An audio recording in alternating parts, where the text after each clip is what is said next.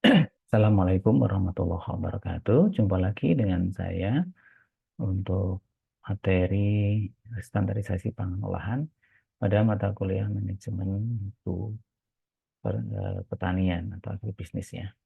Baik, kita mulai saja dengan baca basmalah. Bismillahirrahmanirrahim. Ya, untuk standarisasi kita menggunakan sertifikasi ya, di mana ada dua sifat sertifikasi. Yang pertama adalah bersifat mandatory, dilakukan karena ada kewajiban dari pemerintah.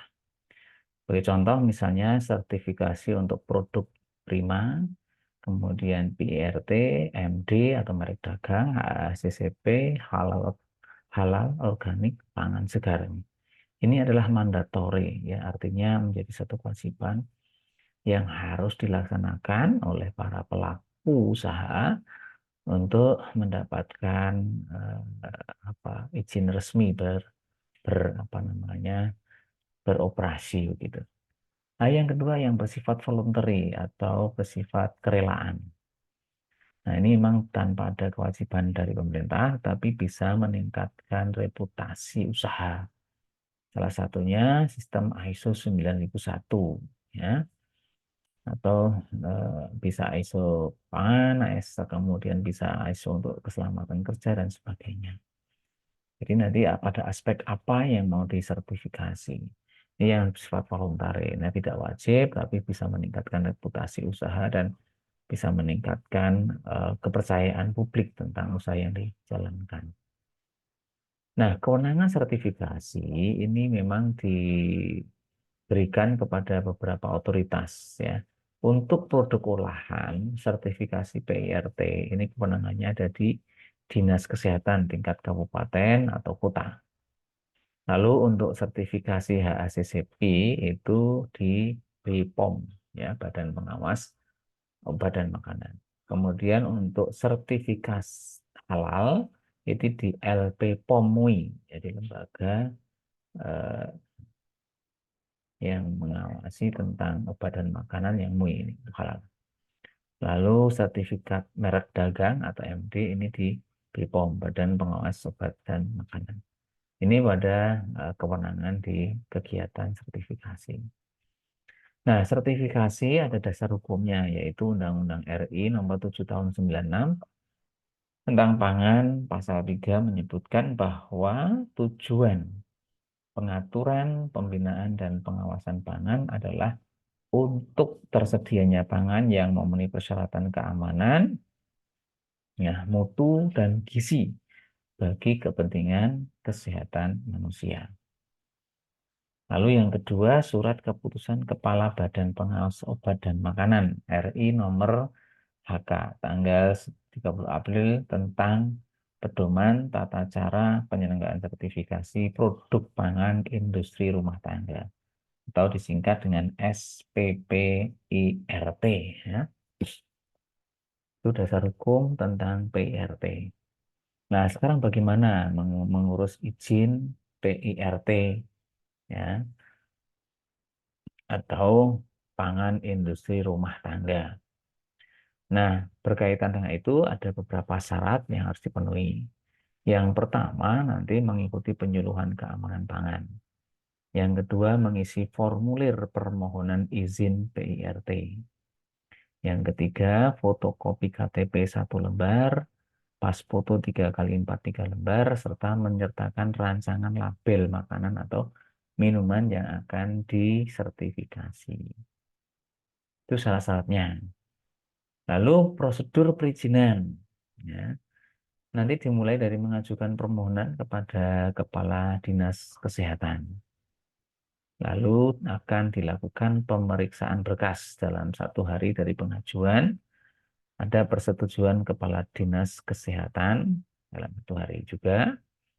Lalu kemudian nanti menunggu pelaksanaan penyuluhan keamanan pangan yang dilaksanakan setiap 3 bulan. Jadi nanti pengajuan ini tergantung nanti kapan pelaksanaan penyuluhannya. Kalau cepat ya 3 bulan, kalau di akhir 3 bulan mungkin bisa cepat-cepat. Tapi kalau menunggu 3 bulan agak lama, maka nanti harus diantisipasi.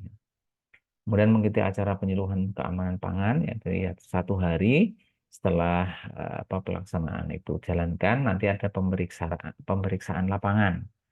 Nah, berupa pemeriksaan sarana prasarana membutuhkan waktu 1 sampai 14 hari. Tergantung nanti kondisi jadwal di lapangan. Lalu setelah itu ada membayar retribusi. Nah, kalau sudah memenuhi persyaratan semua, baik dari administrasi, pelaksanaan, asesmen lapangan, maka sertifikat pangan industri rumah tangga nanti akan disahkan dan diserahkan ya pada pemilik usaha. Nah, ini totalnya bisa 6 hari sampai 3 bulan tergantung nanti terutama penyuluhan, jadwal penyuluhan itu dilaksanakan. Ini nanti harus ada informasinya. Ada beberapa pengecualian yang harus dicermati, terutama di sini ada produk susu dan hasil olahan daging, ikan, unggas, dan olahan yang memerlukan proses atau penyimpanan beku, pangan kaleng, pangan bayi, minuman beralkohol, atau air minum dalam kemasan AMDK. Pangan lain yang wajib memenuhi persyaratan SNI, pangan lain yang ditetapkan oleh Badan POM. Ini jenis-jenis pangan yang memiliki karakteristik khusus ya, nanti yang harus dicermati. Nah, ini adalah tahapan gambaran secara skematis ya, prosedur pengurusan izin pangan PRT, pangan industri rumah tangga. Dari mulai pemohonan surat SPP IRT, melalui login ke website OSS, nah, ya, atau datang ke DPM PTSP. Jadi nanti bisa datang langsung, bisa login ya. Login nanti ya buat apa namanya input data di OSS, lalu nanti ada NIB ya. Lalu login ke aplikasi. Nah, ini berarti nanti harus ada masuk ke aplikasi, terus nanti bisa penerbitan SPRT nanti bisa dilihat. Nanti nunggah data, produk, upload rancangan label, dan pernyataan komitmen. Ini waktunya bisa 1 hari ya, login di sini. Nah, nanti persyaratan pengawasannya melalui mengikuti penyuluhan keamanan, lalu memenuhi persyaratan cara produksi pangan yang baik untuk industri rumah tangga, atau CPPB, IRT, atau hygiene, sanitasi, dan dokumentasi, lalu juga memenuhi ketentuan label dan iklan pangan olahan. Ini waktunya 3 sampai 6 bulan untuk penilaian di lapangan ya, terutama di sini membutuhkan waktu. Nah, masa berlaku PRT itu tidak ada batas. Namun bisa terjadi pencabutan atau pembatalan. Ya, itu terjadi gimana? Ya, pertama, pemilik atau penanggung jawab perusahaan melakukan pelanggaran terhadap peraturan yang berlaku bidang pangan. Ya, kalau ada jelas-jelas terbukti, nanti bisa dicabut. Yang kedua, pemilik perusahaan tidak sesuai dengan nama yang tertera pada SPP IRT. Nah, ini kalau tidak sesuai nanti bisa dibatalkan ya. Produk pangan terbukti merugikan atau membahayakan kesehatan atau jiwa. Jadi data-data serta keamanannya tidak terjamin. Itu nanti harus dicermati. Nah, sertifikasi produk pangan IRT, SPP IRT, sertifikasi diberikan untuk satu jenis produk pangan nomor sertifikat PPIRT. Ya, ini nanti terdiri dari sekitar 12 digit ya, 12 digit.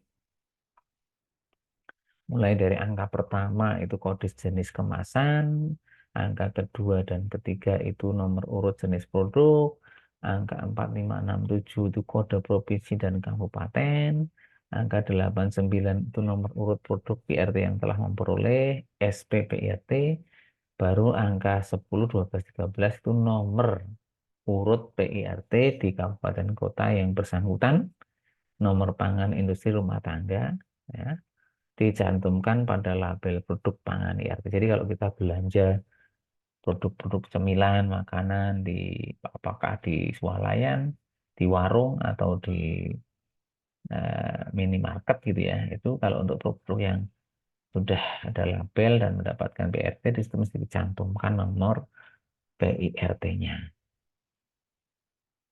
Ini sebagai contoh, misalnya ada nomor 2063471020252. Nah, dua itu jenis kemasan adalah plastik. Sedangkan 06 itu kelompok jenis pangan, yaitu tepung dan hasil olahan, ya, dan jenis produk adalah biskuit. Nah, lalu 3471 kode provinsi berapa? Kabupaten kota adalah Provinsi DIY, Kota Yogyakarta. 02 itu nomor nomor urut jenis pangan yang kedua, boleh nomor sertifikat. Jadi ini adalah yang disertifikasi dengan jenis yang sama tapi nomor 2. 025 itu nomor urut perusahaan di kabupaten kota setempat. Ini adalah contoh nomor PIRT. Nah, lalu yang kedua itu nanti ada sertifikasi halal. Kalau tadi pangan industri rumah tangga, kalau ini yang halal. Fatma MUI, Majelis Ulama Indonesia, itu menyatakan kehalalan satu produk sesuai dengan syariat Islam. Nah, sertifikat halal ini merupakan syarat untuk mendapatkan izin pencantuman label halal pada kemasan produk dari instansi pemerintah yang berwenang. Masa berlaku sertifikat halal itu 2 tahun. Nah, ini. Kalau tadi PIRT nggak terbatas ya, kecuali ada pelanggaran baru dibatalkan. Ketentuannya yang diberikan oleh LP POM UI mulai dari mempersiapkan sistem jaminan halal, lalu nanti berkewajiban mengangkat secara resmi seorang atau tim auditor halal internal, ya disingkat AHI, AHI. Ini bertanggung jawab dalam menjamin pelaksanaan produksi halal. Berkewajiban menandatangani kesediaan untuk diinspeksi secara mendadak tanpa pemberitahuan sebelumnya oleh LP POM UI. Jadi tidak boleh nanti ada yang ditutup-tutupi, maka nanti inspeksinya mendadak dan siap dilakukan inspeksi. Lalu membuat laporan berkala yang dilakukan setiap 6 bulan tentang pelaksanaan sistem jaminan halal. Tentu nanti sudah ada panduannya, ada form yang harus diisi supaya nanti laporan secara berkala itu bisa lebih tertib dan sesuai dengan ketentuan. Prosesnya, ya sertifikasi dan labelisasi halal itu untuk sertifikasi label halal dari pemohon ke Badan POM, ya nanti ada apa namanya pemeriksaan, kelengkapan data, kemudian kalau data tidak lengkap gimana, data lengkap gimana, ya nanti di bawah Departemen Agama ada pelaksanaan audit oleh tim auditor. Jadi kalau data lengkap dilakukan audit. Kalau tidak memenuhi syarat cara produksi pangan, ya nanti gimana? Hmm. Nanti kalau memenuhi syarat baru nanti ada LP POMUI, ya. Baru nanti ada sertifikasi halal. Skema persetujuan tercantum tulisan halal pada label makanan, sertifikasi dan labelisasi halal ya, oleh pemohon. Jadi nanti ada yang perlu dicek di situ apakah lengkap tidak lengkap. Kalau lengkap jalan terus, kalau tidak lengkap ya nanti harus diulangi lagi. Tapi kemudian hasil audit memenuhi atau tidak. Kalau memenuhi nanti bisa dilanjutkan ke LP POMUI ya. Kemudian kalau eh, kemudian bisa ditindaklanjuti untuk sertifikasi halal ya. Itu untuk proses sertifikasinya. Ini contoh alurnya. Dari mulai pelaku usaha membuat akun si halal pada platform PTSP Halal Go ID ya. Jadi nanti mas buka website, cari PTSP Halal Go ID, membuat akun si halal. Lalu kemudian pelaku usaha melakukan permohonan sertifikasi halal. mulai memilih pendaftaran self-declare, memasukkan kode fasilitasi. Lalu data yang sudah masuk nanti akan ada verifikasi dan validasi oleh pendamping PPH. Ya. Kemudian ada verifikasi dokumen oleh BPJPH. Ya. Kemudian BPJPH menerbitkan surat tanda terima dokumen, ya, surat tanda terima dokumen atau TTD. Ya. Baru nanti dilakukan sidang fatwa Majelis Ulama Indonesia. Kalau memenuhi berdasarkan verifikasi yang dijalankan dan validasi, maka nanti hasil sidang menyatakan sah, maka dilanjutkan oleh BPJPH itu menerbitkan sertifikat halal. Nah, setelah itu maka pelaku usaha bisa mengunduh sertifikat halal tadi dari platform si halal ya, yang ada di PTSP Halalku ID. Ini adalah alurnya. Nah, secara rinci, tata cara permohonan, nanti mengisi permohon, rangkap 3, kemudian ada daftar nomor persetujuan pendaftaran, apakah MD, ML, SP, atau PIRT. Nama produk yang daftar harus sama dengan yang tercantum di persetujuan pendaftaran, beserta fotokopi label halal yang disetujui oleh Badan POM, SOP. Jadi ada standar operasional prosedur di pabrik flowchart, ya, diagram alur proses produksi. Lalu nanti juga dilengkapi oleh layout sarana produksi, pabrik sertifikat halal dari bahan-bahan yang digunakan, atau spesifikasi sumber bahan baku yang digunakan, yang dikeluarkan oleh pabrik dan membuat bahan tersebut. Misalnya bahan roti atau bahan daging itu kan harus ada kepastian tentang kehalalannya. Bahan yang berasal dari hewan harus ada surat keterangan dari rumah potong hewan bahwa pemotongan dilakukan secara syariat Islam. Jadi RPH, rumah potong hewan, ini juga memiliki kewajiban untuk memberikan surat keterangan tentang proses pemotongan yang sesuai dengan syariat Islam. Nah, ini juga menjadi penting karena proses sertifikasi halal itu tidak hanya pada proses produksi saja, tapi proses penyediaan bahan baku. Nah, nanti ada proses audit, nah, waktunya disepakati bersama, ya tentu dalam keadaan berproduksi, mempresentasikan proses produksi, jadi betul-betul bisa dilihat proses produksi itu dan bisa dicermati dengan baik. Boleh difoto bila diperlukan untuk memberikan tanda bukti yang jelas pada saat sidang nanti. Lalu menyiapkan PO atau DO, ya, pre-order bahan-bahan 2 bulan terakhir. Jadi nanti apa namanya bahan-bahan selama 2 bulan terakhir itu nanti di data-datanya disiapkan untuk proses pada saat audit dilaksanakan. Nah, nanti auditornya itu ada beberapa, ya, auditor dan tugas timnya. Jadi yang pertama Badan POM. Ini penilaian segi higienis, ya, higienis dan sanitasi. Jadi kebersihan, sanitasi perusahaan. Lalu CCPB, cara proses produksi yang baik, ya, mutu dan keamanan pangan. Ini yang Badan POM. Lalu ada LP POMUI, ini nanti melakukan penilaian dari sisi kehalalan bahan baku, ya, kesesuaian dengan syarat-syarat syar'i, ya, gitu, atau ya, dan proses produksi juga dilihat nanti dari sisi kehalalannya. Lalu yang ketiga nanti ada Departemen Agama, nanti penilaian dari segi pertanggungjawaban kehalalan produk dan juga layanan pada karyawan Muslim. Ini tim auditor, ya, terdiri dari 3 orang tadi. POM, LP POMUI, dan Departemen Agama atau Kementerian Agama. Nah, hasil audit bagaimana yang memenuhi syarat dan yang tidak memenuhi syarat.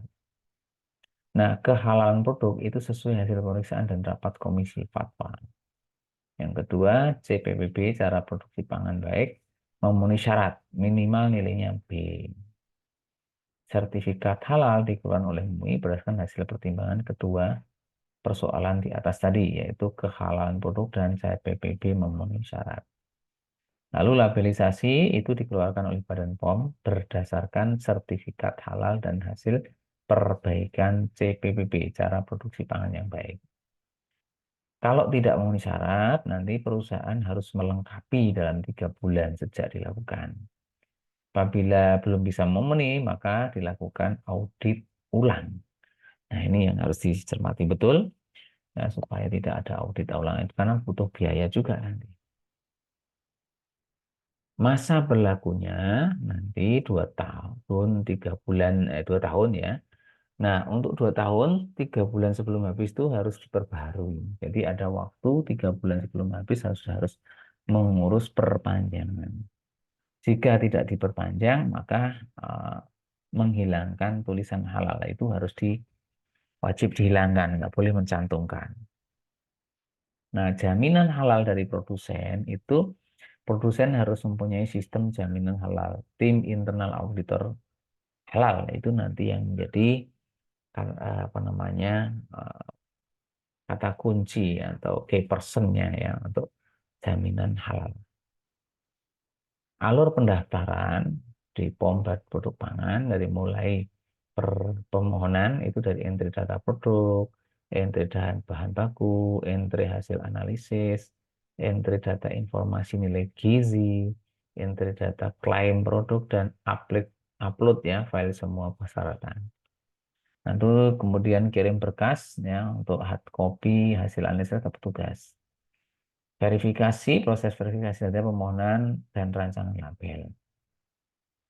Terus yang keempat nanti ada pembayaran sesuai dengan surat perintah bayar ya untuk keperluan administrasi, upload file bukti pembayaran nanti, lalu ada proses verifikasi pembayaran, proses verifikasi data pemohon dan rancangan label, kemudian proses validasi data permohonan registrasi produk. Nanti kalau sudah semuanya beres akan terbit surat perjanjian pendaftaran.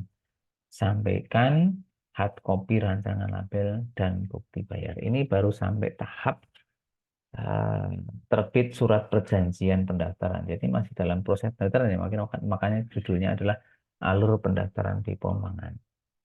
Nah, itulah apa namanya sertifikasi produk pangan baik dari sisi PIRT, POM dan juga sertifikasi halal ya yang harus kita siapkan untuk memberikan jaminan dan kepercayaan pada publik sebagai konsumen. Demikian, terima kasih. Mudah-mudahan bermanfaat. Saya akhiri bila itu ya. Wassalamualaikum warahmatullahi wabarakatuh.